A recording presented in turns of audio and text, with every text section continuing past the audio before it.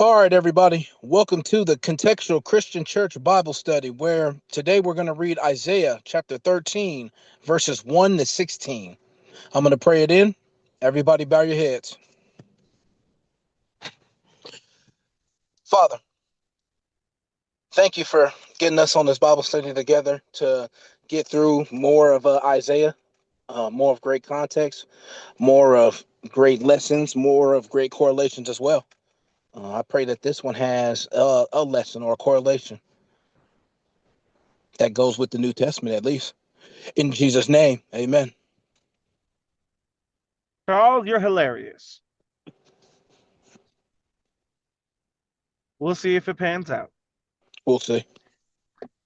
So I got to do a little different on today's summary because from the first verse of our upcoming section, it specifies a different topic as it brings up the burden of Babylon. So as we go through here and just the summary, I'm just going to point out some of the important details that we read last time.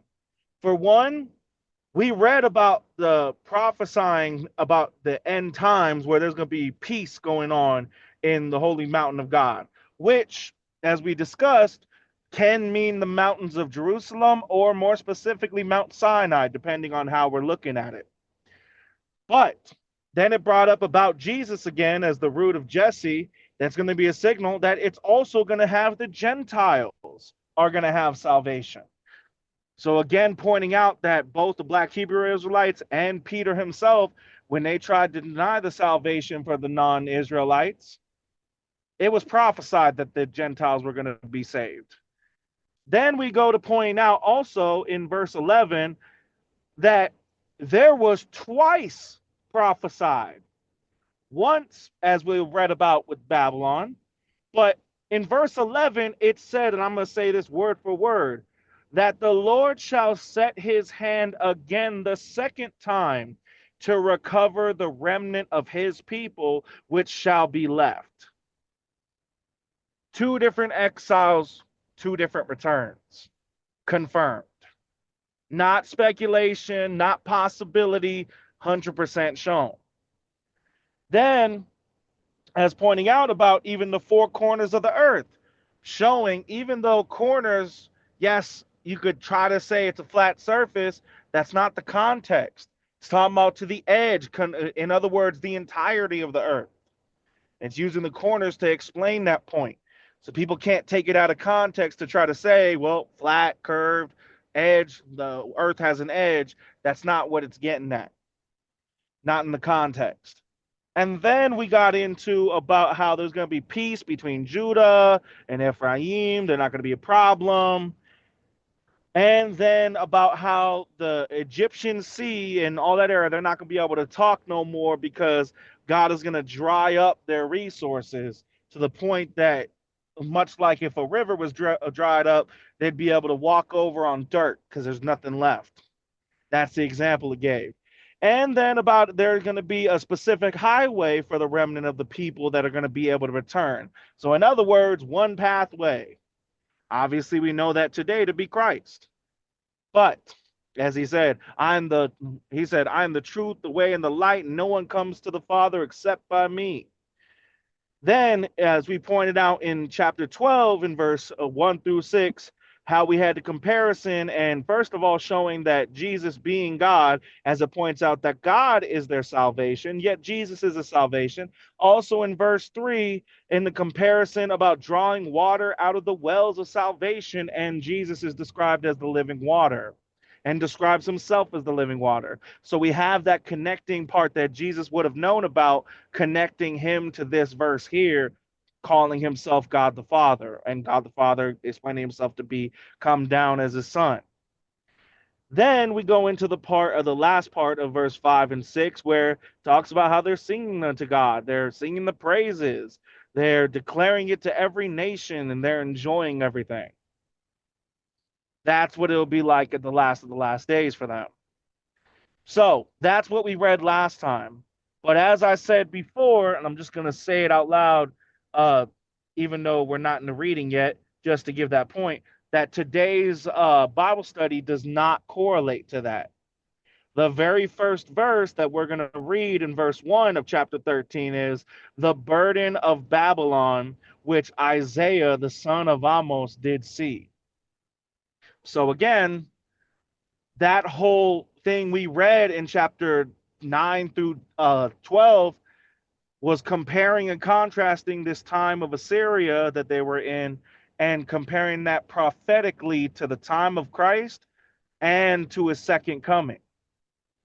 And it also proved the fact that there was always going to be a second coming because there was a prophesied destruction when they come. And on other verses, there was a prophesied establishment of a new covenant. Well, you can't establish a new covenant if you're destroying everything immediately. So that impossibility proves the fact there was always going to be at least a second coming. So that's the parts that we got into last time. And today, as we'll see, even from verse 1, we're talking on a whole new context. So we'll start it from where we get off in verse 1. So I'll go ahead and switch it to our first section so our first reader can read. And go ahead, Charles, when you're ready. I'll be reading Isaiah chapter 13, verses 1 to 5. Give it a couple seconds. Verse 1. The burden of Babylon, which Isaiah, the son of Amos, did see. Lift ye up a banner upon the high mountain. Exalt the voice unto them. Shake the hand, that they may go into the gates of the nobles. I have commanded my sanctified ones. I have also called my mighty ones for mine anger, even them that rejoice in my highness. The noise of a multitude in the mountains, like as of a great people, a tumultuous noise of the kingdoms of nations gathered together. The Lord of hosts mustereth the host of the battle. They come from a far country, from the end of heaven, even the Lord and the weapons of his indignation, to destroy the whole land.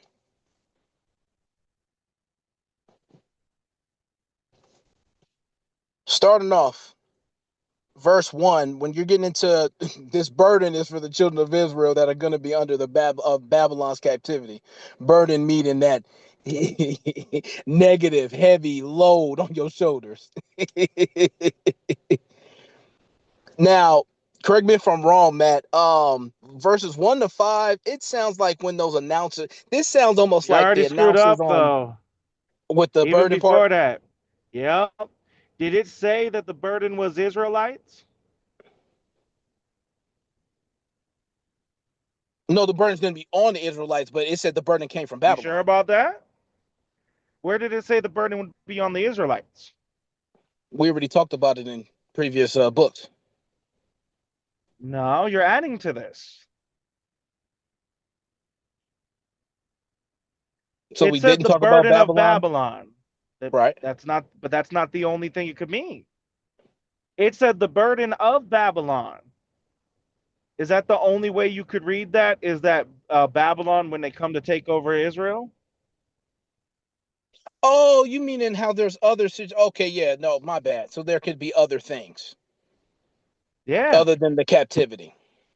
Yeah, it may look, it could be the captivity, 100%. That's a definite possibility.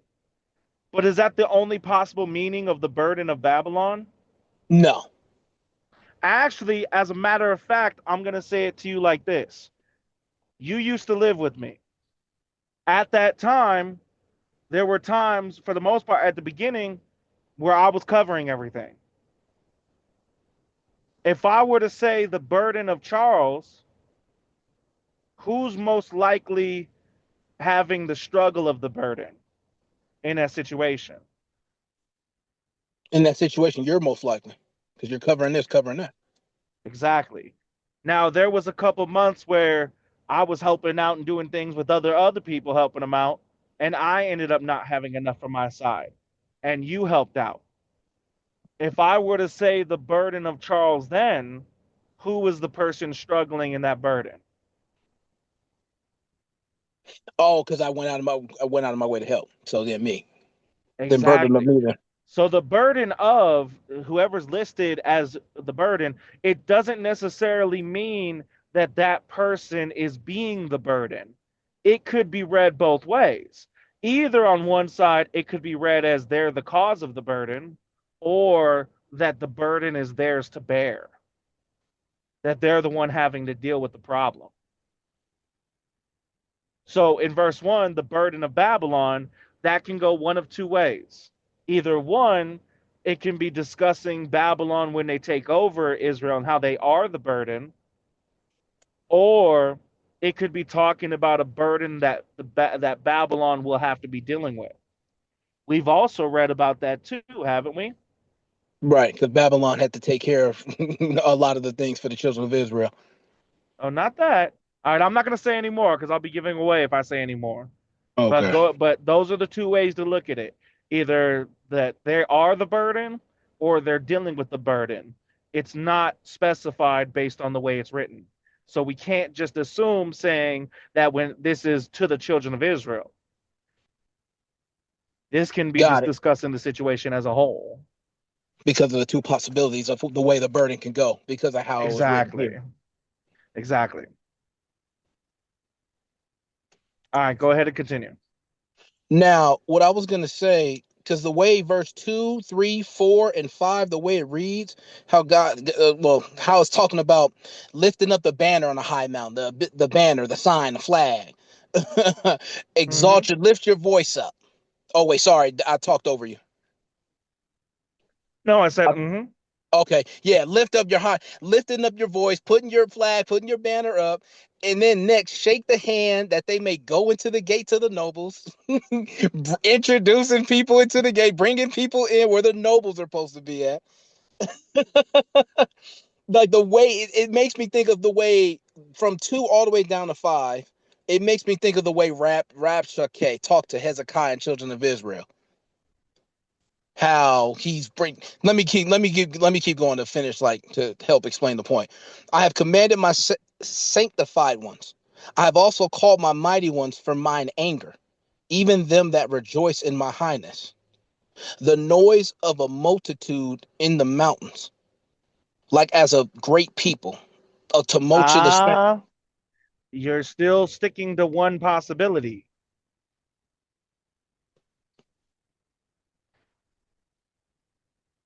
Oh, I should have started off by saying this sounds like there's a possibility it sounds like this, and then continue to.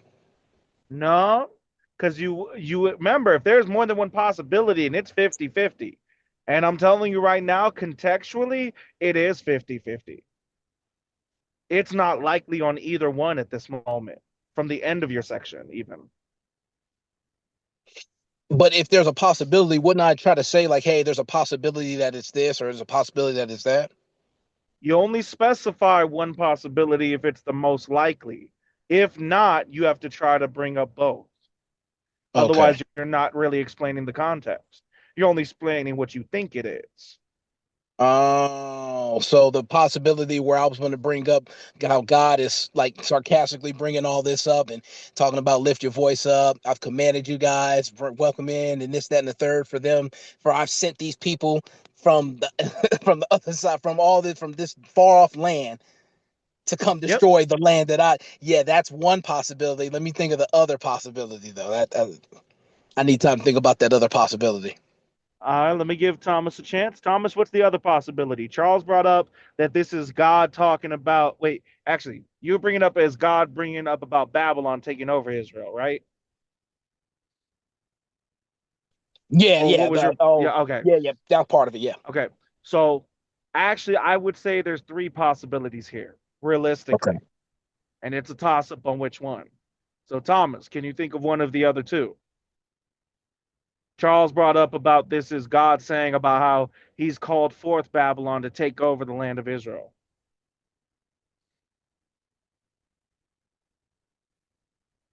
No, not off the top of the head. All right. Charles, were you able to figure it out? No, and there's a third one. So now I'm really thinking about what it could All be. right. I'm only going to give you the second one because I'm pretty sure the third one is the most likely. And I'll say it if it doesn't come up in the next few sections. The second option is that Nebuchadnezzar and the king of Babylon is telling this to the children of Israel, like Rabshakeh, talking smack, telling them, go ahead and prepare yourself. Wave your flags.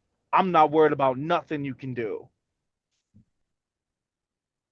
Using the expression of heaven to explain how vast his army is. That's the second option out of the three. Got it. All right. Now, like I said, I'm not going to say the third one unless it doesn't become the actual answer. But go ahead and continue. Anything else you want to add on the context? Let me reread real quick. The noise of the multitude of the mountains, like as of a great people, a tumultuous noise of the kingdoms of nations gathered together. The Lord of hosts mustereth the host of the battle. They come from a far country, from the end of heaven, even the Lord, and the weapons of his indignation to destroy the whole land. No, no, not that I can think of. I was All just right. rereading it because of the second option you had gave. So then you should have been able to point out 4 debunks the second option. Remember, we were talking from 2 and 3, going through the 5. That second option from 2 and 3 is no longer available. Because Hoping the you were going to Lord of see it. hosts mustereth the host of the Because the battle. Lord of hosts, that's specific. The writer of the Isaiah would not write that down in relevancy to Babylon. He wouldn't call it the Lord of hosts. So it either has to be your first option or the third option. So we'll see what ends up happening to it. But as we go through here, one of the options, yes, is that God is explaining to the children of Israel how they're about to be taken over by the people of Babylon and how he's going to destroy the land, just like he talked about he would. And the mighty ones, who would the mighty ones be? Charles? Okay, I'm unmuted. The mighty ones would be your soldiers, your warriors. Yeah, and who are God's warriors? God's warriors would be the children of Israel. Your no, I can't say chosen one. Children of Israel, the ones that are supposed to be dedicated, loyal. Um, the what's the Could be. word? It could Dedicated. also possibly be angels. We've seen angels represented in war in the Bible before. There's a few Oh, okay. options. Okay, I completely didn't think about the angels. Mm-hmm. Remember, we're the Lord of hosts, right? Mm-hmm. And he mustereth the host of the battle, brings the people to battle. There's a couple ways to look at it. And then verse 5 gives that possibility as well, because they come from a far country, that would be the people part, from the end of heaven, even the Lord. Well, if it's from the end of heaven, that brings that possibility of angels as well. All right. Now, does anybody have any comments or questions about the first section as we go to the second section? Now would be the time to raise your hands.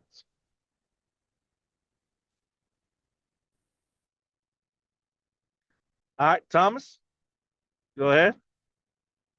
My connection was kind of crap. Is it possible I can get a summary to get a better understanding? From the first section, yeah. Yeah, So please.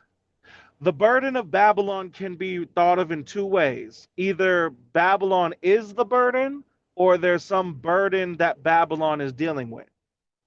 So they could possibly be the problem, but it may be talking about that the problem is happening to them. If on the side of them being the problem, then everything in verses 2 through 5 is talking about the destruction of Israel when they get exiled. and that how he's using Babylon to do it. If it goes the other route, well, I said I'll leave that option out as I think that might be the most likely one. And you And meant I'll 7 through 10, explain what correct? it is. You said what? And you meant 7 through 10, correct? No. I think it's in today's section, but I'm pretty sure it's in the last one. Okay. So going into this next section, we're just trying to find out which possibility it is. Exactly. And the only Okay. thing we have confirmed in the context is that there's some burden of Babylon, whether it's against Babylon or Babylon causing it, and that there's going to be destruction of the land. Okay. Thank you. Yep. And like I said, if it doesn't come up in the second or third section, if that's not where it shows up, I'll explain what that other possibility is.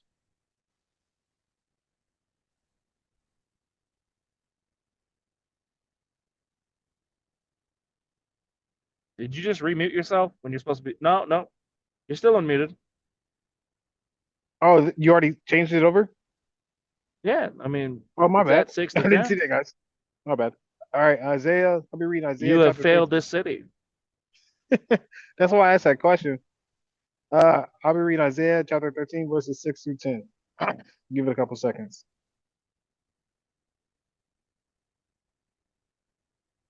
Howl ye, for the day of the Lord is at hand. It shall come as a destruction from the Almighty. Ooh, try that There, again. it shall come as a destruction from the Almighty. Nope. If I'm Let me just, telling you to howl because there's destruction, am I saying that calm? okay, see what you're saying. Verse 6. Howl ye, for the day of the Lord is at hand. It shall come as a destruction from the Almighty. Therefore Good. shall all hands be faint, and every man's heart shall melt, and they shall be afraid. Pang and sorrow shall take hold of them. They shall be in pain as a woman that travaileth. They shall be amazed at one another. They shall their faces shall be as flames. Behold, the day of the Lord cometh, cruel both with wrath and fierce anger, to lay the land desolate, and he shall destroy the sinners thereof out of it. For the stars of heaven and the constellation thereof shall not give their light. The sun shall be darkened in his going forth, and the moon shall not cause her lights to shine. Good. Way better Okay. on the reading that time. Just a heads Yep. up though, because I know you probably don't know what that is. The pangs and travailing, that's labor pains when a woman is in labor. Oh yeah, I already knew that. Oh, So well. this is that travailing Well, over how here. am I supposed to know you know what that meant? You should have given me a chance to get there and explain You it. are right about that. I apologize, sir. All Go right. ahead. Let me see if I can summarize this. Well, give me a few seconds. Mm-hmm.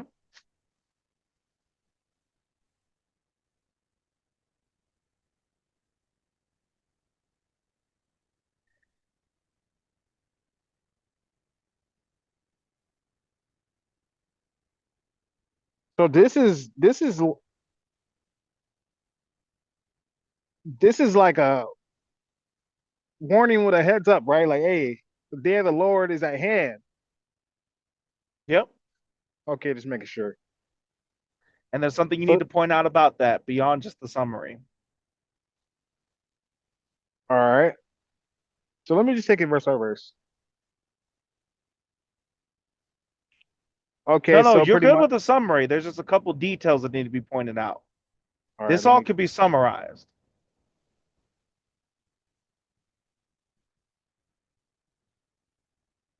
Okay, so hold on. Initial details series thing. So let me jump to 9. The day of the Lord cometh both with wrath and fierce. I like how he gave it in that comparison to the whole pregnancy. It's gonna be worse than that. Hmm. But also, I see here in 7, it says, "Therefore shall all hands be faint, and every man's heart shall melt." So everybody's just feeling like weak. They ain't got it. It's just, Exactly. Exactly. and let me skim through 8. "And they shall be afraid, pain and sorrow shall take hold of them. They shall be in pain as a woman that travaileth. They shall be amazed at one another. Their faces shall be at flames." So they looking at one another like, "You going through the pain too? We all going through this together. This is crazy." And the pain should, their faces shall be as flames. So like they going through pain. Like they man, talk about, Exactly. yeah. And 9, let me just read that real quick. "Behold, the day of the Lord cometh, cruel both with wrath and fierce anger, to lay the land desolate, and he shall destroy the sinners thereof." Okay, so God is coming and just tearing up the land and destroying all the sinners. Oh, you jaywalk? You're done. I'm joking. That's terrible. But yeah, he's going through destroying all the sinners in the land and leaving it desolate. And then for the stars of heaven and the I thought you were consolation. gonna summarize. You're going verse I, by I'm verse. I'm looking for what I missed. You said what I missed. I'm going through each one. Like, Oh well, I okay, said that. I remember I said you can still summarize. We can the details we can point out after. I didn't say after. I said we could point out the details, but you still could summarize this. When I said that, I was pointing out. My bad. I should have been more specific. When I said about the details, I meant like point them out after you do the summary. I should have specified that. That's my fault. okay, I thought you understood that when I said like we do need the details, but you can still summarize it. right. So they got a warning that the for the day of the Lord is at hand. They got that warning, and then everything starts to commence. God starts to go about his wrath amongst all the sinners in the land and making the land desolate. And then also, let me just read 10 one more time. Totally forgot what it said. "The stars of heaven and the constellation thereof shall not give their light, and the sun shall be darkened in his going forth, and the moon shall not cause her light to shine." It's darkness everywhere, from actual light as in darkness and just darkness in general. So all that's Yeah, taking place at the same time. If I'm missing anything, Matt, let me know. two things. One has to do with 6, the other has to do with 10. How ye, for the day of the Lord is at hand.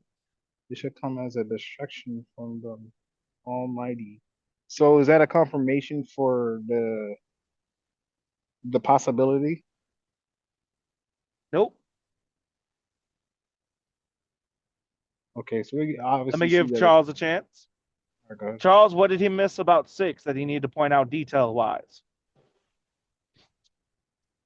6. I'm trying to figure out a 6. I think I figured out 10 though, but 6, I'm still thinking about what he missed. It has to have All right. something to do with the day of the Lord is at hand and the destruction from the Almighty, and maybe like a correlation to like the last days or something, or judgment or something like that. I'm thinking I about like like how you that, but read the whole verse and then said, does it have to do with this part of the verse? I think it's that's what I got going on for 6 right now. Yo, Matt, Yeah, Thomas. is it in reference to the how ye? Nope. Okay. All right. It is in reference to the day of the Lord. What did we read in verse 1? What is this time frame talking about? We weren't confirmed which side it was, but we were confirmed it had to do with the specific country. What country is that, Thomas? Jeez, I would have to go back. That's fine. I did specify verse 1, so should make it easy. Make it. I got you.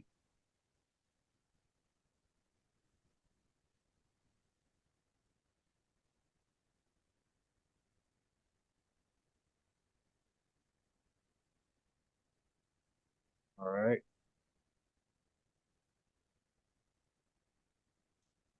So, Thomas?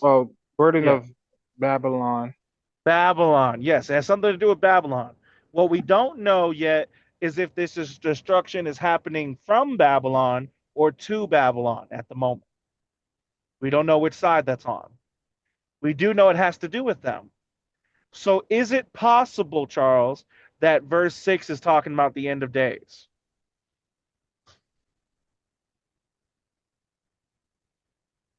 Don't forget to unmute, Charles. Verse 6,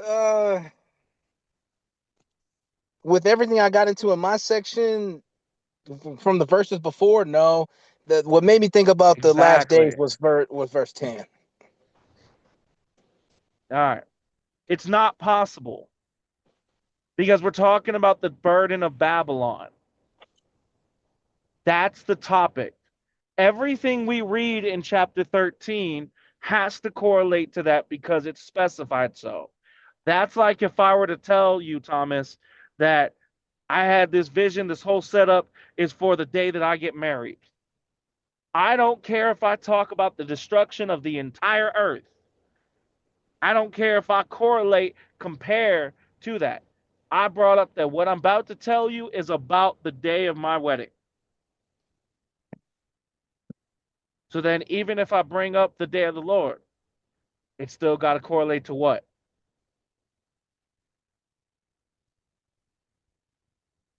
Thomas? Sorry, the last day.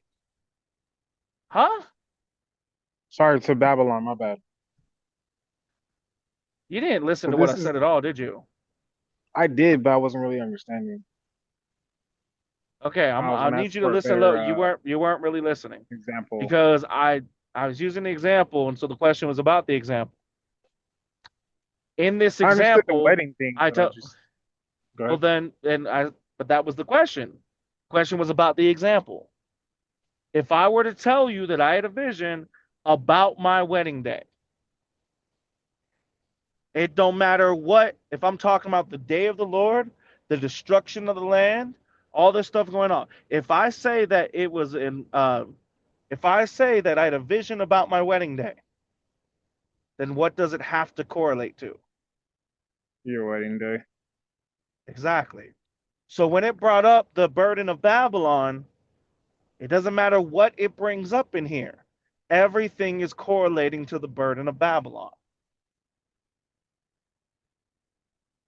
That's why 6 had a detail you needed to point out. The day of the Lord is the part that you guys needed to point out.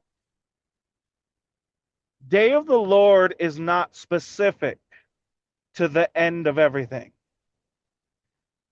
It's been used in multiple contexts, multiple timelines, multiple subjects. There is only one thing that every single time it brings up the day of the Lord that it has in common. Thomas, do you know what that one thing it always has in common is? Some form of judgment, isn't it? Yeah. It's some form of when God's judgment takes place every time. But the specific day that it refers to, the timeline, not specific. The day of the Lord has been referenced into Babylon. The day of the Lord has been referenced, if I remember correctly, towards Egypt or Assyria. And the day of the Lord has been referenced towards the end times. There's been multiple times, but it has always been relevant to a day where God's judgment takes place. That's why that's important in 6. Because if we look at the day of the Lord as only meaning the last days, the very last, then we have a problem here. We got a contradiction going on. Now, the part in 10, Thomas, what did you miss in 10? Or what detail did you need to bring up in 10? I didn't read it one more time. But the Hmm. stars of the heaven and the constellation thereof shall not give their light. The sun shall be darkened in his going forth, and the moon shall not cause her lights to shine. So isn't everything in 10 is talking about having no light? It's gonna be darkened, everything darkened. Hmm. So is that a correlation to a certain time? Or No, we have our timeline, right? yeah, We I don't just want to talked get about that. mistaken. Yep. All right, let me give Charles a chance. Charles, what detail did he need to bring up for 10? I don't have it. I'm still thinking about it. All right, the detail that you need to bring up for 10 is that could either be literal or a metaphor. It can be literal, meaning that the sky is blacked out where you can't see anything. We see that when we have a fully cloudy day. I don't know if you've been in an area where they have tornadoes, but it could be broad daylight. But if you have thick enough and dark enough clouds, Charles, you've been in a situation like this as I have. It's almost pitch black out, isn't it? Yeah, yeah, it's crazy. In broad daylight, but because there's so many clouds and they're so thick and dark, you can't see anything. It's basically nighttime and daytime. And I've driven through it and Charles has driven through it. So it could be literal like that, but it also could be metaphorical. Now, Thomas, if it's metaphorical, what does it mean? Um, hold on one second. Mm-hmm. Sorry, I just blank. Come back to me, please. All right. And a little hint of correction, stop overthinking it. Thanks. Charles? Mm-hmm. No, well, metaphorically, I'm thinking of no light for anything, no light to help you escape, find your path, nothing. You can't see nothing. You're in darkness, metaphorically. Charles, you did not say a metaphor at all. What Let would me say figure a out the other way. metaphor? You Um, literally just said literal and then literal. If there is no light, there's no light for anything. How is that a metaphor, Charles? let me find How? another way to let me find another way to explain this.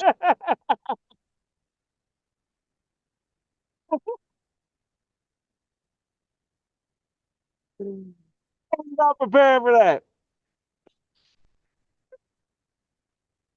Thomas, I'm going to give you another metaphor. Okay?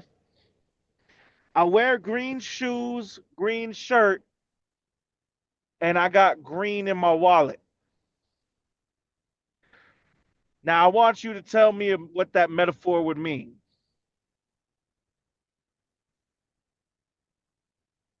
He loves the color green. That's what Charles just did. That's not a metaphor. That's literally saying that it's saying it literal. Like I have it, so okay, so I must like green. That's not a metaphor. The metaphor would be I have green everywhere, especially in my wallet. So the metaphor would mean that I have a lot of money. That's what the metaphor would be. Saying I like green because I have a bunch of green on, that's not a metaphor. That's an inference. What you did would be an inference. Now, do you guys know what an inference is? Not the definition, just by your example. All right. An inference is where you have a very small amount of information, but from that information, you're able to guess some extra information from it. For example, if I see a chair that has three legs, but it's got a dent on a side of the seat, by seeing this, I can infer that somebody sat on the seat and broke it. That's what an inference is. You can estimate information based on the small amount that you have that it would lead towards. Got it. With bringing up the clouds and the sun being dark and all that, and then Charles, when you said that they have no light for anything else, that's not a metaphor, that's an inference. You're saying because we have all this light is gone, you can't see anything, so they can't do anything. See how that's not a metaphor, that's an inference? Now I see it. Yeah, I All see. right. And Thomas, you get how, like, what you said about the liking the color green? You see how that's different? Yeah. All right. So, Thomas, were you able to figure it out? The verse 10 detail? Oh, I was not. All right. So, if it's literal and everything's blacked out, you can't see.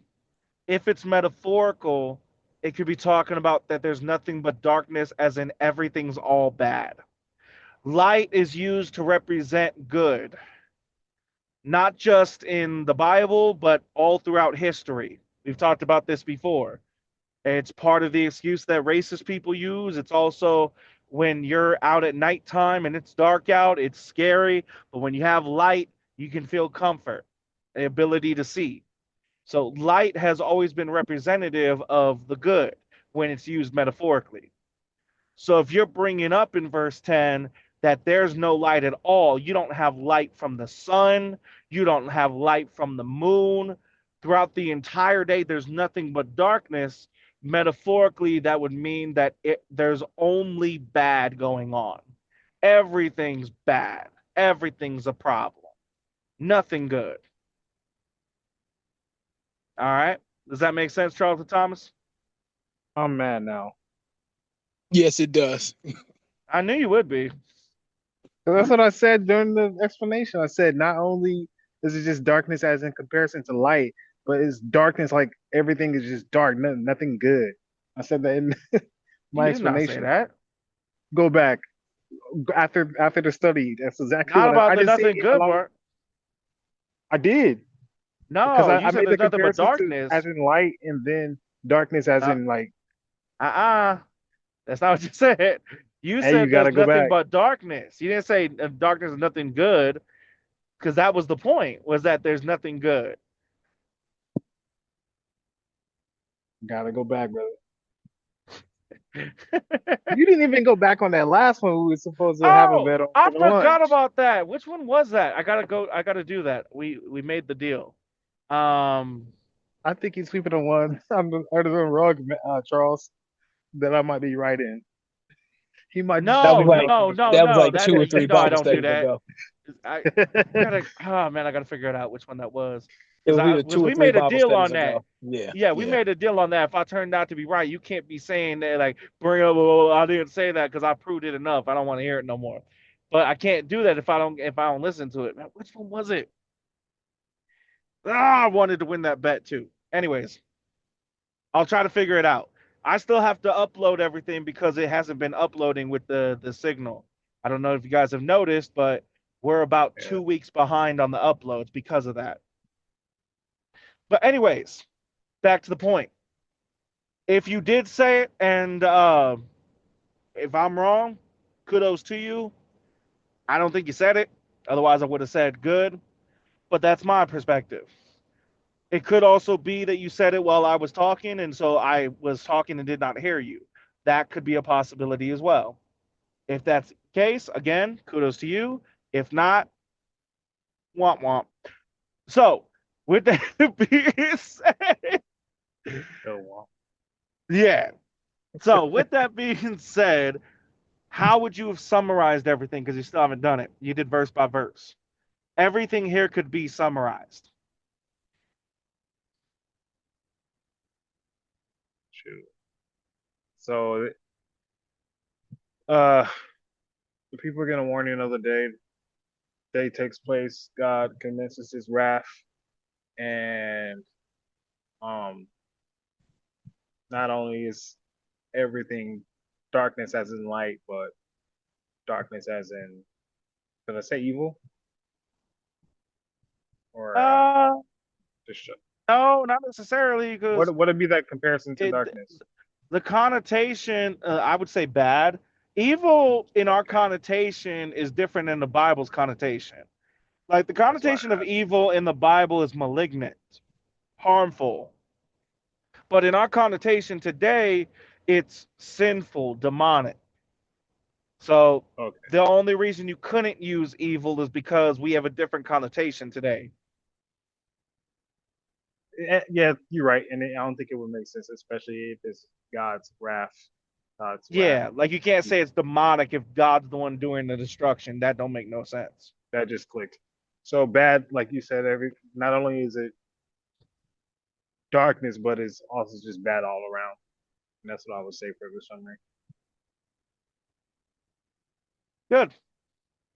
I think you could have done a little bit better, but that was not bad. Long story short, actually, let me give Charles a chance. Charles, why don't you go ahead and try to summarize in this section? So with Thomas's section, with God's destruction that he's bringing up, you got all this pain, extreme pain, suffering.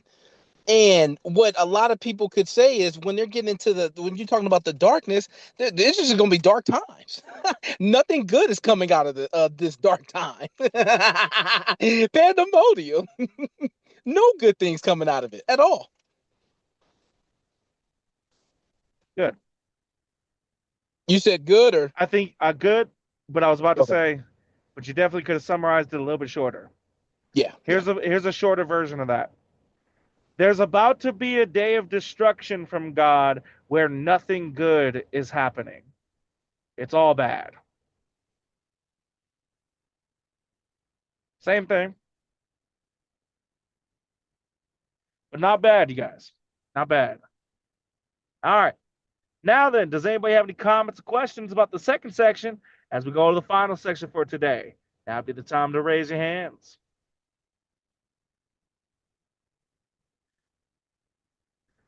All right, then Charles, go ahead when you're ready. All right. I'll be reading Isaiah chapter 13, verses 11 to 16. Give it a couple seconds.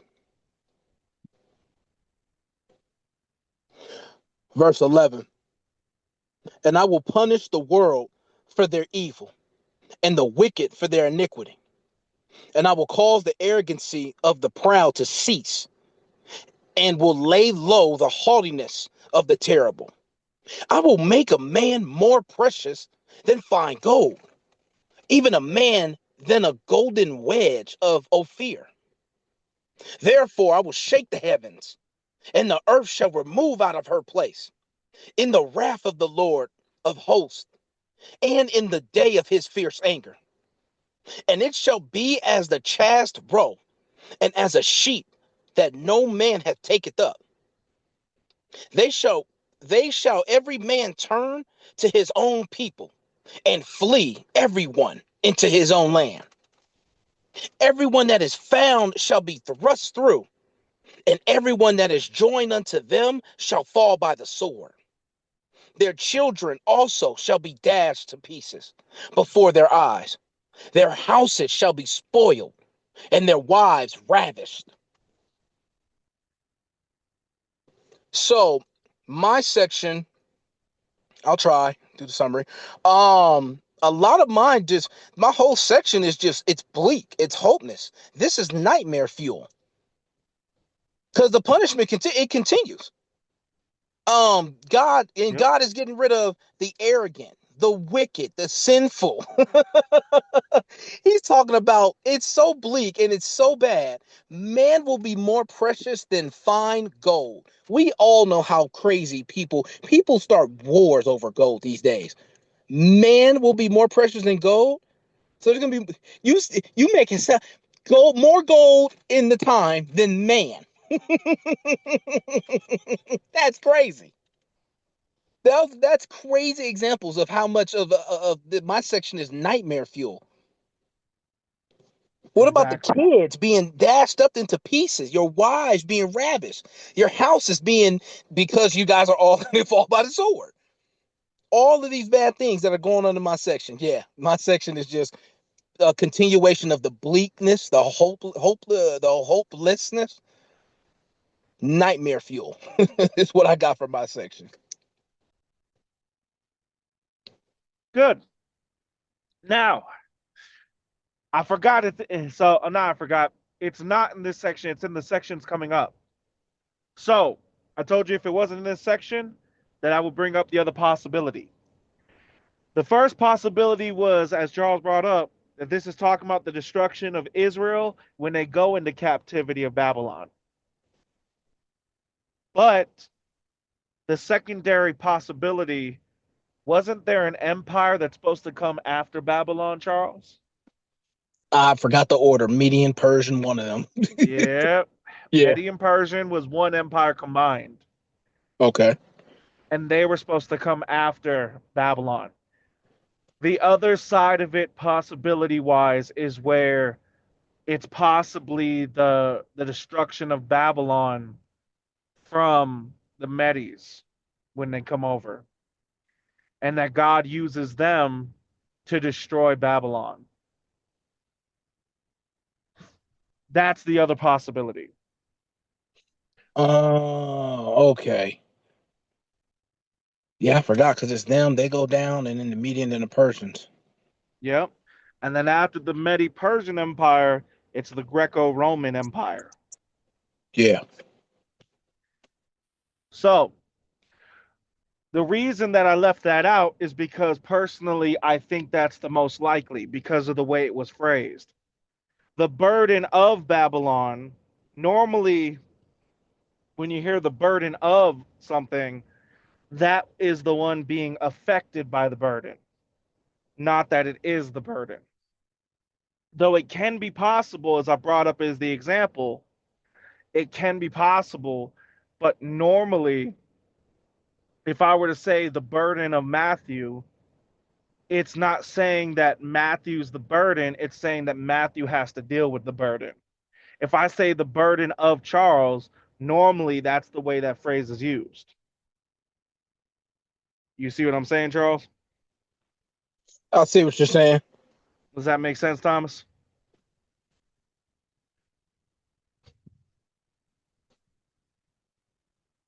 Oh,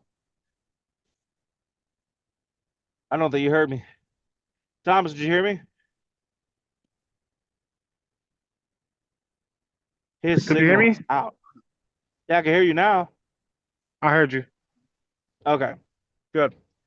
So, most likely, I think it's talking about the Medes taking over. And it's talking about the destruction of Babylon. But, again, it is possibly either side. We don't have anything here to confirm 100%. Now, as towards the days being dark, as towards this, there is one part, Charles, that you did not explain that needs to be explained, but in a very particular way. And it has to do in verse 16. Let me go back to 16. Their children also shall be dashed to pieces before their eyes. Their houses shall be spoiled, and their wives ravished. Should I go a little bit more detailed in the wives ravished part? Yep. Because a So, lot of people don't know what ravaged means. They don't know what that means. So you don't want to go so detailed to where it's inappropriate for kids, but you do want to go detailed enough to where they can understand.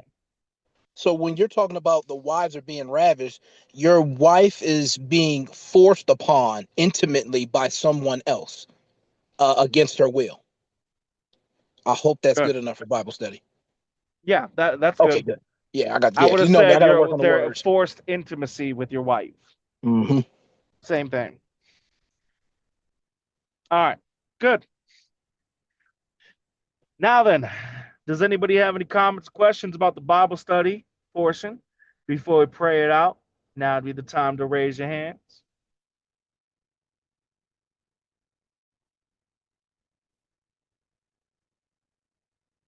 All right. Then Thomas, go ahead and unmute and go ahead and pray out the Bible study portion when you're ready. All right, if you guys can bow your heads with me. Father God, we thank you for another study as we step into new context. It also is just showing you and your wrath on Babylon. So thank you for that. And I pray that next study that we actually get the answers that we're seeking. As usual, you always provide. Wouldn't put it past you. We're grateful for these things. Pray that the remainder of our days go well in Jesus' name. Amen. Amen. Amen. All right. Now, tonight's Bible listening is from Deuteronomy chapter 23 to 34. Again, that's Deuteronomy chapter 23 to 34. Let me know when you guys got it. One Got second. it. Hold on. Mm-hmm.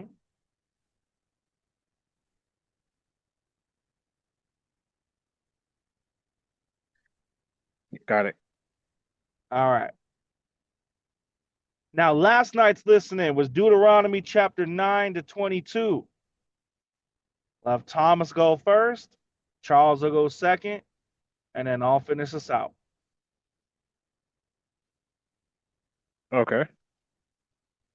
Deuteronomy chapter 10, verses 12 through 13. It reads, What doth the Lord thy God require of thee, but to fear the Lord, to walk in all his ways, and to love him? A little bit of context here. Hold on. We just got Moses. Pretty much, he simplifies God's desire uh, to children of Israel after their rebellion and all the things that are such. But he just pretty much let them know like what God truly desires, like to fear Him, walk with Him, love Him, serve Him, obey Him. Like, can y'all just do that? It's not much. What's going on? You rebellious people. He's not even, that's what I was saying. Like, God doesn't ask for like complicated things if we really sit back and think about it. But it's a lot for people, especially when you grow up in this matrix of the world. But that's what I have, guys. All right. Charles, you got anything you want to add on that? No. I don't have anything to add on that either. That was good. Good job, Thomas. All right, Charles. I don't have much. Go ahead. All right. Mine is because we all were laughing. Well, no, Thomas, you weren't here for this. Charles, everyone on at that time was laughing so hard at this section. Deuteronomy chapter 9, starting from verse 6. Actually, no, verse 4 it was. My bad. Verse 4, all the way to the end. This section, Moses is digging in to the children of Israel about you need to understand not just about remaining faithful, but don't you even think for a moment that this is happening because you've done right by God. And I'll summarize it all by what he says in verse 24. Ye have been rebellious against the Lord from the day that I knew you. That is crazy. The way he brings it up. He goes all into details. But when he says that, he says, you have been rebellious against the Lord since the day I met you. You ain't been nothing but rebellious against the Lord. So don't you dare sit here and try to think that this is happening because you did right. This ain't got nothing to do with you. This is because of God's promise to Abraham, Isaac, and Jacob, and because the land where you're going to, because they did so bad that God kicked them out. That's why this is happening. And it sticks out to me both because of how far Moses went, and it points out because from God's perspective, and how, again, how God is so much like us humans. Even though, and God has brought it up too, and before they made it there, he brought it up. I don't want you getting it confused. I'm doing this blessing, but I'm not doing it because you deserve it. I'm doing it because I'm a man of my word. And it's not just on blessings, but if you're a person of your word, if you say you're going to do something, you do it, even if it's awkward or uncomfortable. When I was on the cruise going to Alaska, they had we were in the karaoke area, and they were doing something with karaoke, and I jumped in, and they said we need 2 volunteers for something. And I was like, all right, I'll volunteer, and they picked me and this other masculine dude. And then turns out that it was a competition where the women in there were dressing us up as females. Now, I was not okay with this, but I gave my word I was going to do it, so I had to keep going. That was weird. It was funny and embarrassing. But I said I was going to do it, so I had to do it. That's why you got to be cautious when you give your word to something.